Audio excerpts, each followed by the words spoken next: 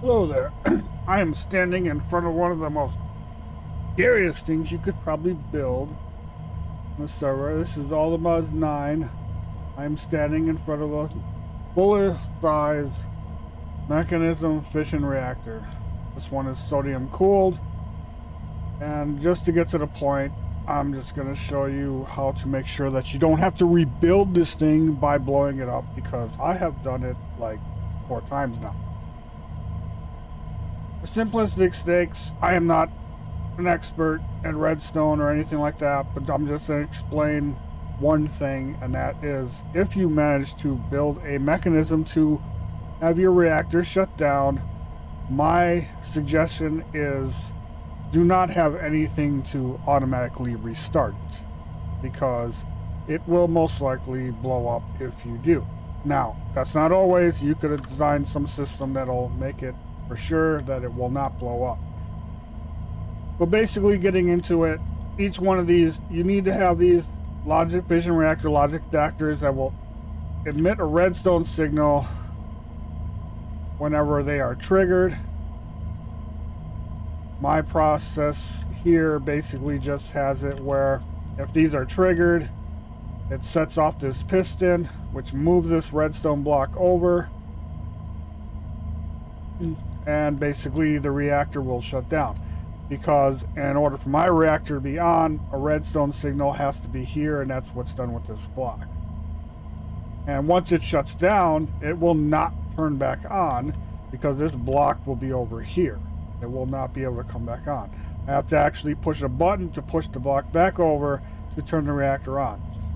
In addition, I have this set up where it'll pump sodium into the reactor whenever it shuts down, for whatever reason. Even if it doesn't need it, it'll enable this pipe to pump more in there, because one of the ones that you can set is basically high temperature. And usually you'll reach high temperature when all of your coolant flows out of the reactor. And this one's for damage critical, which will happen when your reactor takes damage for not having coolant in the reactor. The other one is excess waste. I've never been able to test this because, well, I don't have a test world. I just tested it with this and blew the thing up several times. This will trigger if there's too much waste in the reactor, and that's a guess because I've never had this one go off.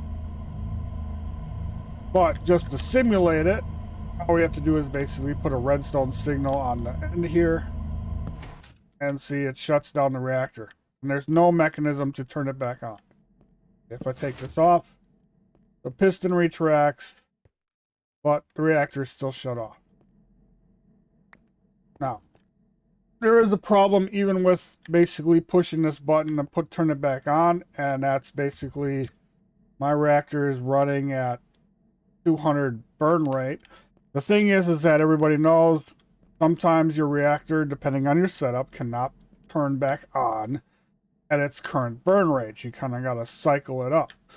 Mine's one of those. If I were to turn this reactor back on, it might shut down because because my boiler might not be set up properly to handle the burn rate of this reactor. So we will turn it back on, and we will look at the boiler real quick. And you see all of it drained out. But it's still running. Slowly going to fill up with water. Or maybe not.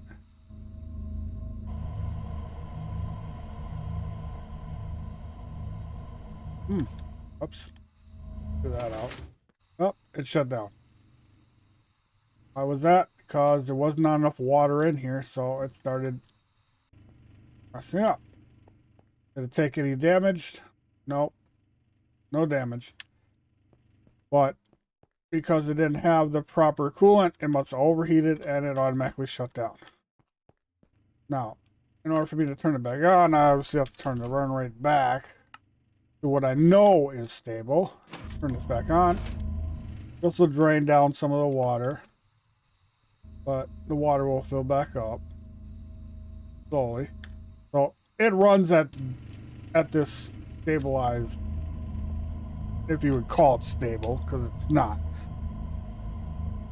But that's the point that I'm trying to make. If you make sure you don't want to blow this up, is make sure it does not restart, and in the event of an overheat, that it actually pumps coolant in, because if let's say you just had it on critical damage,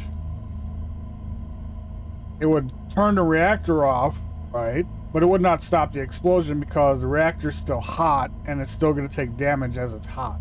You want to have it also pump coolant in.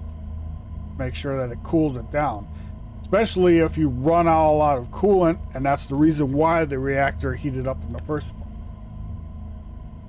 Now, there's probably another way to set this up where it's more simplified, but just to get a look at it without a reactor attached to it, just this. However many fields you want to have triggered. To a piston. I don't have the repeater here, but depending on how far these go back, the signal may not reach. It may not be able to reach here, so that I would suggest a repeater. And then setting this up so that the if it's water or sodium, gets pumped into the reactor. That's what this tank symbolizes.